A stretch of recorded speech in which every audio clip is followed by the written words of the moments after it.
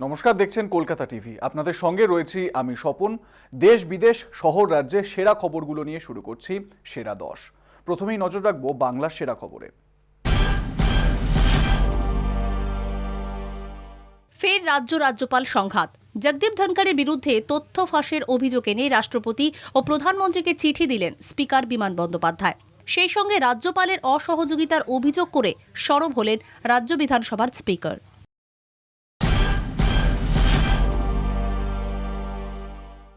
পুরভোট নিয়ে আদালতে বিরোধীরা। পুরসভা নির্বাচনের সন্ত্রাসের অভিযোগে বিজেপি সিপিএম এর মামলা। 2 নম্বর ওয়ার্ডের সিপিআইএম প্রার্থী দেবলীনা সরকার মামলা করার অনুমতি চাইলেন। মামলার অনুমতি দিলেন কলকাতা হাইকোর্টের প্রধান বিচারপতি। আগামী 23 ডিসেম্বর মামলার শুনানি। তথ্য প্রমাণ নিয়ে অভিযোগপত্র দাখিল করার আবেদন করল বিজেপি। সেই আবেদনও মঞ্জুর করলেন প্রধান বিচারপতি। বেশ কয়েকটি ওয়ার্ডে পুনর্নির্বাচনের দাবি জানান বিরোধীরা। শান্তিপূর্ণ ভোট হয়েছে, তাই কোনো কেন্দ্রেই পুনর্নির্বাচন হবে না বলে জানিয়ে দিল রাজ্য নির্বাচন কমিশন।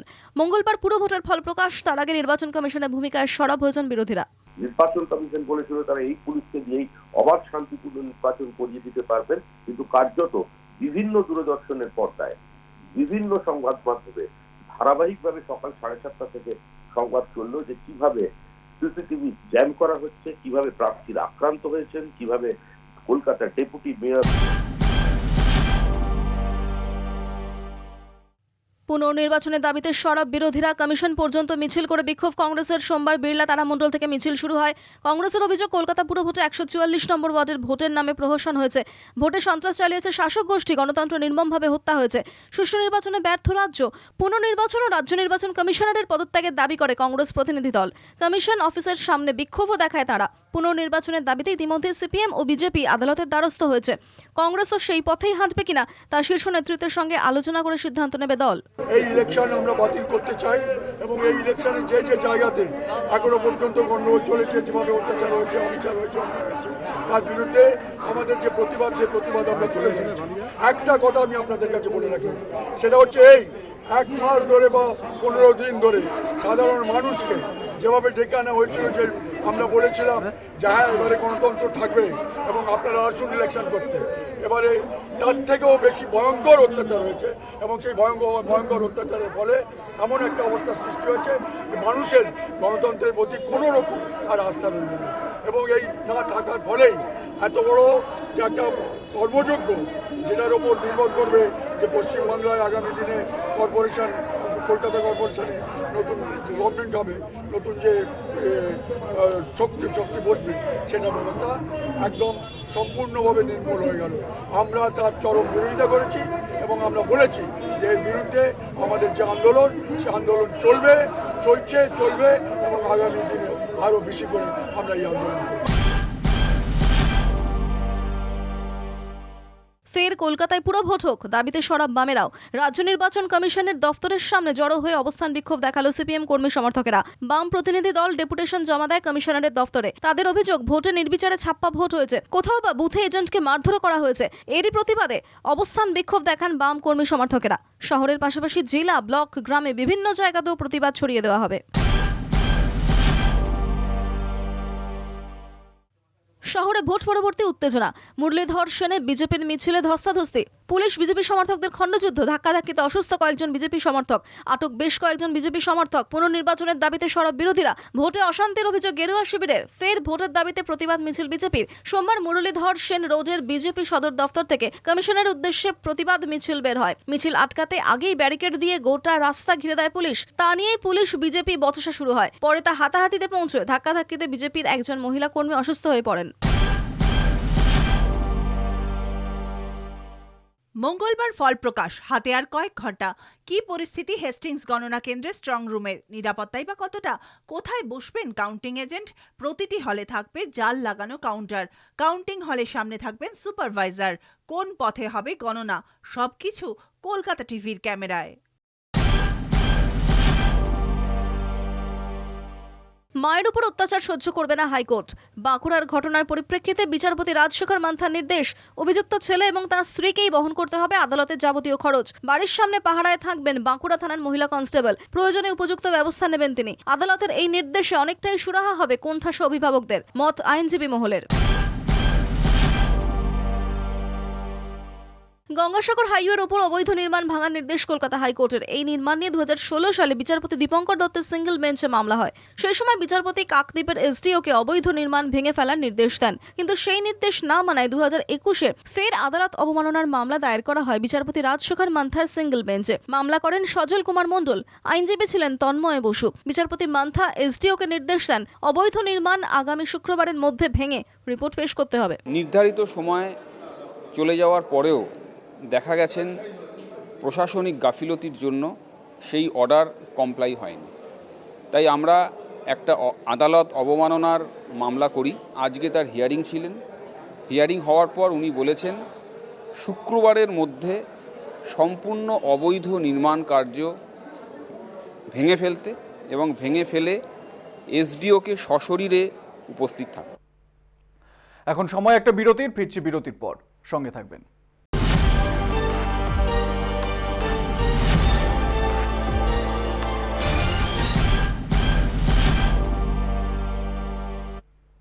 ফিরলাম বিরতির পর, আর এবার সময় দেশের সেরা খবরগুলো দেখে নেওয়ার।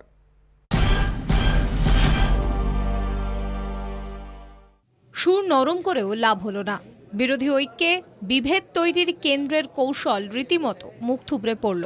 সংসদের অচল অবস্থা কাটাতে 12 সাংসদের সাসপেনশন ইস্যুতে আলোচনার প্রস্তাব দেয় কেন্দ্র। রবিবার সন্ধ্যায় কংগ্রেস, সিপিএম, তৃণমূল সহ 4 বিরোধী দলের নেতাদের আলোচনার জন্য ডেকে পাঠান সংসদ বিষয়ক মন্ত্রী প্রহ্লাদ যোশী। কেন্দ্রের বিভেদের কৌশল আন্দাজ করে সোমবার বৈঠকে বসেন বিরোধী সাংসদেরা। রাজ্যসভায় বিরোধী দলনেতা মল্লিকার্জুন খার্গের দফতরে বৈঠকে বসেন তারা।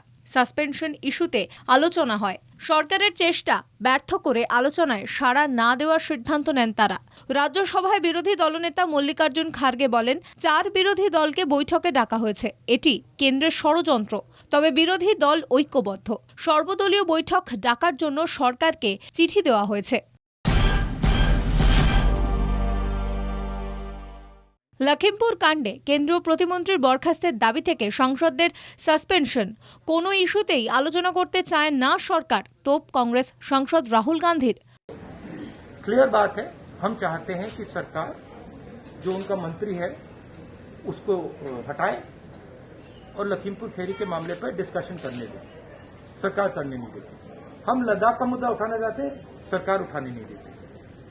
जो भी इंपॉर्टेंट मुद्दे होते हैं, किसानों का हम मुद्दा उठाना चाहते थे, सरकार नहीं उठाने दी।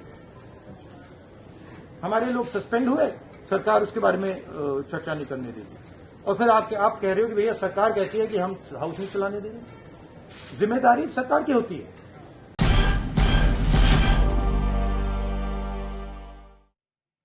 দিনে দুপুরে শুটআউট, যোগীরাজ্যে অব্যাহত দুষ্কৃতী তাণ্ডব।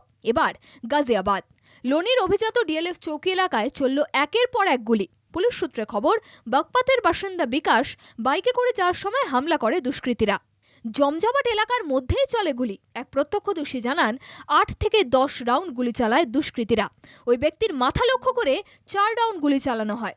মৃত্যু নিশ্চিত করার পরই চম্পট দেয় তারা। গুলি চালানোর ঘটনায় হতবাক হয়ে যান ঘটনাস্থলে উপস্থিত সাধারণ মানুষ। আশঙ্কাজনক অবস্থায় তাকে উদ্ধার করে হাসপাতালে পাঠানো হয়।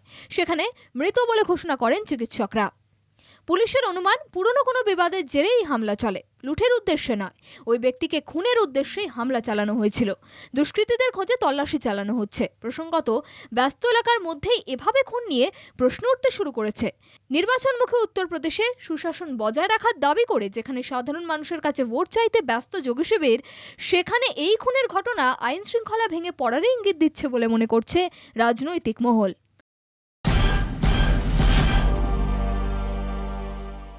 আধার কার্ডের সঙ্গে ভোটার কার্ড সংযুক্তিকরণের পাশাপাশি নির্বাচনী সংস্কারের প্রস্তাব নিয়ে লোকসভায় পেশ করা হয় নির্বাচনী সংশোধনী বিল 2021।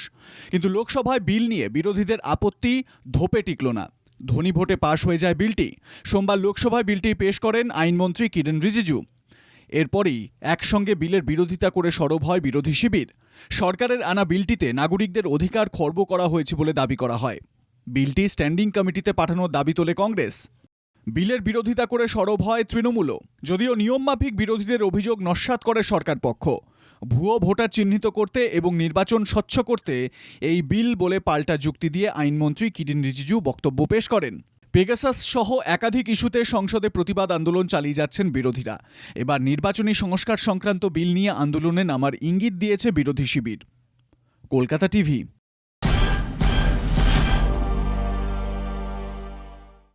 শীতকালীন অধিবেশনের প্রথম দিন থেকে উত্তাল সংসদ। পেগাসাস, লখিমপুর কাণ্ড, 3 কৃষি আইন বাতিলের সরকারি সিদ্ধান্ত নিয়ে সংসদে আলোচনার দাবিতে সরব বিরোধীরা। সংসদের মধ্যে বিরোধী দলগুলির প্রতিবাদ আন্দোলনের জেরে লাটে উঠেছে সভার কাজ। আন্দোলনকে বাড়তি অক্সিজেন জুগিয়েছে 12 বিরোধী সাংসদের চলতি অধিবেশন থেকে সাসপেন্ডের ঘটনা। পেগাসাস সহ একাধিক ইস্যুতে প্রধানমন্ত্রীর বিবৃতির দাবিতে অনড় বিরোধীরা। আন্দোলনের জেরে সংসদ যখন প্রতিদিন উত্তাল হচ্ছে, ব্যাহত হচ্ছে সভার কাজ, তখন অদ্ভুতভাবে দেখা নেই নরেন্দ্র মোদীর। প্রধানমন্ত্রীর অনুপস্থিতি ঘিরে ইতিমধ্যেই প্রশ্ন তুলেছে বিরোধী শিবির। এবার প্রধানমন্ত্রীর অনুপস্থিতির পরিসংখ্যান তুলে ধরে অভিনব প্রতিবাদ জানালেন কংগ্রেসের 2 সাংসদ মানিকম ঠাকুর ও বিজয় বসন্ত। ডিলিমিটেশন প্যানেল বা বাউন্ডারি কমিশন, যার কাজ কোনো রাজ্য বা অঞ্চলের নির্বাচনী সীমা পুনর্বিন্যাস করা। সোমবার জম্মু কাশ্মীরের পুনর্বিন্যাস প্যানেলের আসন বাড়ানোর প্রস্তাব দেওয়া হলো দিল্লির হাই প্রোফাইল বৈঠকে। এদিন জম্মু কাশ্মীরের কমিশনের আসন বাড়ানো নিয়ে দিল্লিতে বৈঠকে বসে পুনর্বিন্যাস কমিশন। বৈঠকে উপস্থিত ছিলেন 2 বিজেপি সাংসদ যুগল কিশোর ও ডক্টর জিতেন্দ্র সিং। উপস্থিত ছিলেন ন্যাশনাল কনফারেন্সের ফারুক আবদুল্লাহ, অবসরপ্রাপ্ত বিচারপতি হাসনায়ন মাসুদি এবং মোহাম্মদ আকবর লোন। দিল্লির অশোক হোটেলে বৈঠকের আয়োজন করা হয়েছিল। কমিশনের সুপারিশ কার্যকর হলে পুনর্বিন্যাস প্যানেলে জম্মু ও কাশ্মীরের সদস্য সংখ্যা হবে যথাক্রমে 43 ও 47 জন। মোট আসনের মধ্যে প্রস্তাবিত 9টি আসন তফসিলি উপজাতি ও 7টি আসন তফসিলি জাতির জন্য প্রস্তাব করা হয়েছে বৈঠকে। অভিষেক বন্দ্যোপাধ্যায়ের প্রশ্নের উত্তর দিল কেন্দ্রীয় সরকার। করোনা পরিস্থিতিতে পেট্রোপণ্য থেকে সরকারের আদায়কৃত শুল্কের পরিমাণ কত, সেই সংক্রান্ত প্রশ্ন তুলেছিলেন তৃণমূল সাংসদ অভিষেক বন্দ্যোপাধ্যায়। সোমবার লোকসভায় তার এই প্রশ্নের উত্তর দিল কেন্দ্র। কেন্দ্রীয় অর্থমন্ত্রকের তরফে জানানো হয়েছে, করোনা পরিস্থিতিতে 2019-2020 বর্ষে পেট্রোপণ্য থেকে শুল্ক হিসেবে 2,23,057 কোটি টাকা আদায় করা হয়েছে। 2020-2021 বর্ষে সেই আদায়ের পরিমাণ 3,72,970 কোটি। গত 3রা নভেম্বর পেট্রোলিয়ামজাত দ্রব্যের উপরে দাম কমানোর সিদ্ধান্ত নেয় কেন্দ্র। ফলে 2021-2022 বর্ষের বাজেটে অনুমান করা হয়েছে কেন্দ্রীয় সরকার পেট্রোপণ্য থেকে শুল্ক হিসেবে 3,35,000 কোটি টাকা আদায় করতে পারে, যদিও চূড়ান্ত রিপোর্ট কেন্দ্রের তরফে জানানো হয়নি। পানামা পেপার্স মামলায় তলব ঐশ্বরিয়া রায় বচ্চনকে তলব করল এনফোর্সমেন্ট ডিরেক্টরেট। বিদেশে বিপুল পরিমাণ সম্পদ লুকিয়ে রাখার অভিযোগে ডেকে পাঠানো হলো অভিষেক পত্নীকে। সূত্রের খবর, ইডির তলবে সোমবারই হাজিরা দিতে পারেন অভিনেত্রী। এর আগেও তাকে 2 বার তলব করা হয়েছিল, তবে তিনি হাজিরার জন্য সময় চেয়েছিলেন। ফরেন এক্সচেঞ্জ ম্যানেজমেন্ট অ্যাক্টে অভিনেত্রীকে তলব করা হয়েছে। পানামা পেপার্স লক্ষ লক্ষ নথি চুরির একটি মামলা, যেটি 2016 সালে সংবাদ মাধ্যমে প্রকাশ্যে আসে। অফশোর কোম্পানির মাধ্যমে কর ফাঁকি দিয়ে বিদেশে টাকা জমা করার অভিযোগ ওঠে অমিতাভ বচ্চন ও ঐশ্বরিয়া রায় বচ্চনের বিরুদ্ধে। পানামার লিগ্যাল ফার্ম থেকে এসব গোপন নথি ফাঁস হয়ে যায়। দলিলের নথি অনুযায়ী খ্যাতনামা ও ধনী 500 জন ভারতীয়ের নাম রয়েছে এই তালিকায়। পানামা পেপার্স তথ্য প্রকাশ্যে আসতে বিষয়টির উপর নজর রাখার কথা জানিয়েছিল কেন্দ্র। এক যুবককে ভালোবাসার চরম শাস্তি পেতে হলো এক যুবতীকে। তালিবানি কায়দায় সবক শেখালেন সরপঞ্চের স্বামী। ঘটনাটি ঘটেছে জেডিইউ বিজেপি শাসিত বিহারের পূর্ণিয়াতে। সূত্রের খবর, কয়েকদিন আগে বিবাহ বন্ধনে আবদ্ধ হন স্থানীয় এক যুবতী, কিন্তু এই বিবাহ মেনে নিতে পারেনি যুবতীর পরিবার। গণেশপুর পঞ্চায়েতের সরপঞ্চ কিরণ চৌধুরীর বাড়িতে বসে বিচার সভা। ওই যুবকের থেকে আলাদা হওয়ার জন্য যুবতীর উপর চাপ দেওয়া হয়, কিন্তু তা না মানায় যুবতীর উপর চলে অত্যাচার। শুধু থাপ্পড় নয়, লাঠি দিয়ে মারধরও করেন সরপঞ্চের স্বামী সুরেন্দ্র চৌধুরী। জোর করা হয় এফিডেভিটে স্বাক্ষর করার জন্য। এই ছবি সোশ্যাল মিডিয়ায় প্রকাশ হওয়ায় উঠেছে নিন্দার ঝড়। এখন সময় একটা বিরতির। ফিরছি বিরতির পর, সঙ্গে থাকবেন।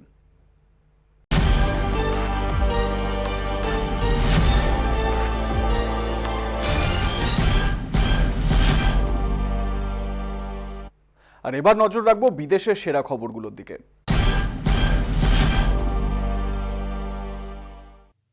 এবার আং সান সুচির মামলার রায়দানে স্থগিতাদেশ দিল জুন্টা সরকার। সোমবারই আদালতের তরফে দেওয়া হয়েছে এই নির্দেশ। বেআইনি আমদানি ও বেআইনি ওয়াকিটকি রাখার অভিযোগ রয়েছে মায়ানমারের নোবেল জয়ী নেত্রী আং সান সুচির বিরুদ্ধে। এছাড়াও সেনা বিরোধী উস্কানি, রাষ্ট্রীয় গোপনীয়তা আইন ভঙ্গ সহ তার বিরুদ্ধে মোট 11টি অভিযোগ রয়েছে। তার মধ্যে 2টি মামলার রায় ঘোষণা করার কথা ছিল আদালতের, কিন্তু কোনো ব্যাখ্যা ছাড়াই বিচারক 27 ডিসেম্বর পর্যন্ত এই মামলা মুলতুবি করেছেন। গত ফেব্রুয়ারি মাসে মায়ানমারের সেনা অভ্যুত্থানের সময় তাকে গ্রেফতার করা হয়। প্রসঙ্গত এই ডিসেম্বরের শুরুর দিকে সেনাবাহিনীর বিরুদ্ধে উস্কানিমূলক মন্তব্য এবং কোভিড বিধিনিষেধ লঙ্ঘনের জন্য তার 4 বছর কারাবন্দির সাজা ঘোষণা করা হয়। বিশ্ব কাঁপছে ওমিক্রন ত্রাসে। ইতিমধ্যেই 100-র বেশি দেশে থাবা বসিয়েছে করোনার এই নয়া স্ট্রেন। জার্মানিতে ক্রমাগতই বাড়ছে ওমিক্রন আক্রান্তের সংখ্যা, কিন্তু হুঁশ ফিরছে না সাধারণ মানুষের। এমনকি মাস্ক না পরে, করোনা বিধি না মানার দাবিতে পথেও নামছেন তারা। এরকমই এক প্রতিবাদে অংশ নিতে জার্মানির বার্লিনের রাস্তায় নেমেছিলেন একদল বিক্ষোভকারী। পুলিশ প্রথমে তাদের সরে যাওয়ার জন্য একাধিকবার হুঁশিয়ারি দেয়, কিন্তু তাতে কাজ কিছুই হয় না। বিক্ষোভকারীদের করোনা বিধি বিরোধী স্লোগান চলতে থাকে। পুলিশের সঙ্গে তর্কাতর্কি, ধস্তাধস্তিতে জড়িয়ে পড়েন অনেকে। পরিস্থিতি হাতের বাইরে যাচ্ছে দেখে বিরোধীদের জোর করে হটিয়ে দেয় পুলিশ। আটক করা হয় বেশ কয়েকজনকে। জার্মানিতে বাড়তে থাকা ওমিক্রন সংক্রমণ দেখে ফের কোভিড বিধি নিয়ে কড়াকড়ির পথে হেঁটেছে সে দেশের প্রশাসন। ফিলিপিন্সে শক্তিশালী টাইফুনে মৃত কমপক্ষে 75। বিপুল ক্ষয়ক্ষতি হয়েছে দেশ জুড়ে। ঘর ছাড়া প্রায় 3 লক্ষেরও বেশি মানুষ। চলতি বছরের সবথেকে শক্তিশালী টাইফুন আছড়ে পড়ে দেশটিতে। জানা গিয়েছে, ঝড় আছড়ে পড়ার সময় তার গতিবেগ ছিল ঘন্টায় 195 কিলোমিটার। ঝড়ের দাপট কমতে শুরু হয় উদ্ধার কাজ। শুকনো খাবার ও জলের বোতল দেয়া হচ্ছে দুর্গতদের। ঝড়ে উপড়ে গিয়েছে বিদ্যুতের খুঁটি। একাধিক এলাকায় বিচ্ছিন্ন হয়েছে যোগাযোগ ব্যবস্থা। ভারী বৃষ্টির জেরে প্লাবিত একাধিক গ্রাম। বাড়ির ছাদ থেকে বাসিন্দাদের উদ্ধার করেছে উদ্ধারকারী দল। উদ্ধার কাজে নামানো হয়েছে পুলিশ, সেনাবাহিনী, উপকূলরক্ষী বাহিনী সহ দমকল বাহিনী। মৃতের সংখ্যা আরও বাড়তে পারে বলে আশঙ্কা প্রকাশ করেছে প্রশাসন।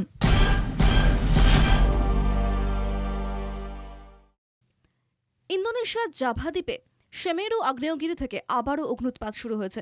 এই অগ্নুৎপাতের জেরে সেখান থেকে 2 কিলোমিটার জায়গা জুড়ে ছাই ছড়িয়ে পড়েছে বলে জানা গেছে। প্রশাসনের তরফে স্থানীয় বাসিন্দাদের সতর্ক করা হয়েছে এবং অগ্নুৎপাতের জায়গা থেকে দূরে থাকতে পরামর্শ দেওয়া হয়েছে। অগ্নুৎপাতের জায়গা থেকে 5 কিলোমিটার এলাকার ভেতর কোনো রকম কার্যকলাপের সঙ্গে যুক্ত থাকতে বারণ করা হয়েছে স্থানীয় বাসিন্দাদের।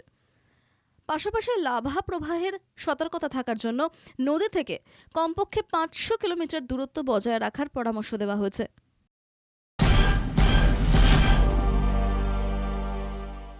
সরকার বিরুদ্ধে প্রতিবাদের সময় তার নাম উঠে এসেছিল। মানুষের মধ্যে জনপ্রিয়তা অর্জন করেছিলেন এই বামপন্থী ভাবধারার যুবক। গ্যাব্রিয়েল বরিক চিলির পরবর্তী প্রেসিডেন্ট নির্বাচিত হলেন। 56% ভোট পেয়েছেন তিনি। বিরোধীদের ঝুলিতে এসেছে 44% ভোট। গ্যাব্রিয়েলকে টুইট করে জয়ের অভিনন্দন জানিয়েছেন বিরোধী দলের নেতারা। 35 বছরে দেশের মসনদে বসলেন গ্যাব্রিয়েল। চিলির সবচেয়ে কম বয়সী প্রেসিডেন্ট তিনি। বরিকের পাশে বেশ কিছু বিরোধী দলের নেতাদের সমর্থনও রয়েছে বলে জানা গিয়েছে। আমি সবার প্রেসিডেন্ট, জয়ের পর বললেন চিলির তরুণ প্রেসিডেন্ট। দেশের মানুষের পাশে থেকে চ্যালেঞ্জের সঙ্গে লড়াই করার প্রতিশ্রুতিও দিলেন তিনি।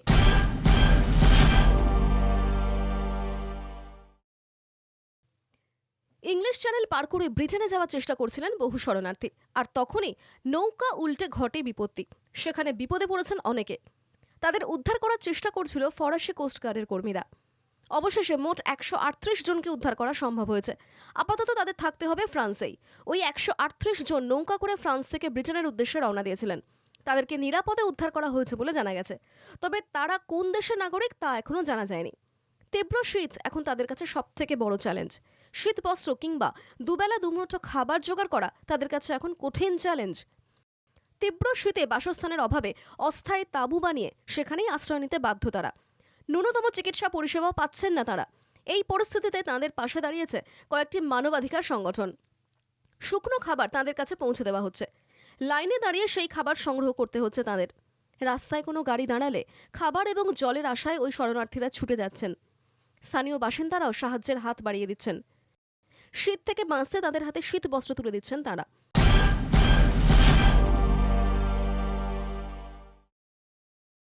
2020 সালের করোনা স্মৃতি ফিরে আসছে। আতঙ্কে নিউ ইয়র্কবাসী। মার্কিন যুক্তরাষ্ট্রের এই শহরে বাড়ছে আক্রান্তের সংখ্যা। জারি করা হয়েছে কঠোর করোনা বিধিনিষেধ। বন্ধ করে দেওয়া হয়েছে রেস্তোরাঁ, পাব, বার। সেই ভয়ঙ্কর রাতের কথা স্মরণ করেছেন নিউ ইয়র্কবাসী, কারণ একসময় নিউ ইয়র্ক করোনার চরম শিখরে পৌঁছে গিয়েছিল। আমরা এবারে যে খবরে নজর রাখবো, দীর্ঘ 6 ঘন্টার জিজ্ঞাসাবাদের পর ইডি দপ্তর থেকে বেরোলেন ঐশ্বরিয়া রায়, এমনটাই জানতে পারা যাচ্ছে। ঐশ্বর্য রায় 6 ঘন্টা জিজ্ঞাসাবাদ করা হয় তাকে পানামা পেপার কেসে। তাকে ইডি তলব করে, অর্থাৎ এনফোর্সমেন্ট ডিরেক্টরেট তলব করেছিল ঐশ্বর্য রায়কে এবং তাকে দীর্ঘ 6 ঘন্টা জিজ্ঞাসাবাদ করা হয়। জিজ্ঞাসাবাদের পর তিনি ইডি দপ্তর থেকে বেরোলেন, এমনটাই জানতে পারা যাচ্ছে। যদিও এই প্রথম নয়, বিশ্বসুন্দরী ঐশ্বর্য রায়কে এর আগেও একাধিকবার ডাকা হয়েছিল। এনফোর্সমেন্ট ডিরেক্টরেট ঐশ্বর্য রায়কে ডেকেছিল, যদিও এর আগে দুবার তিনি অ্যাডজার্নমেন্টের আবেদন করেছিলেন। যদিও আজকে তাকে ইডি দপ্তরে হাজিরা দিতেই হলো। উল্লেখ্য, 500রও বেশি বিত্তবান প্রভাবশালী ভারতীয়র নাম রয়েছে এই পানামা পেপার কেসে। বেসরকারি সংখ্যাটা প্রায় 2000। 2017 সালে এই ঘটনা নিয়ে তোলপাড় চলেছিল। তখনই জানা গিয়েছিল বলিউড তারকা থেকে শুরু করে রাজনৈতিক ব্যক্তিদের ঘোরাফেরা রয়েছে এই পানামা পেপার কেসে। রাজনৈতিক ব্যক্তিদেরও নাম উঠে এসেছে এবং এই জায়গা থেকেই একের পর এক প্রভাবশালী ব্যক্তির নাম উঠে আসে। সেই তালিকায় ঐশ্বরিয়া রায়ের নামও শোনা গিয়েছিল। এর আগে তাকে দুবার তলব করা হয়েছিল, যদিও তিনি সে সময় হাজিরা দেননি, অ্যাডজার্নমেন্টের আবেদন করেছিলেন। অবশেষে আজকে তাকে ইডি দপ্তরে যেতে হয়। 6 ঘন্টা জিজ্ঞাসাবাদের পর বেরোলেন ঐশ্বরিয়া।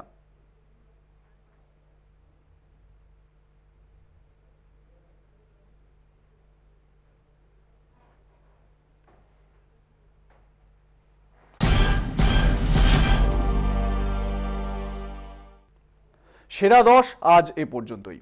দেখতে থাকুন কলকাতা টিভি, রাত দিন 7 দিন।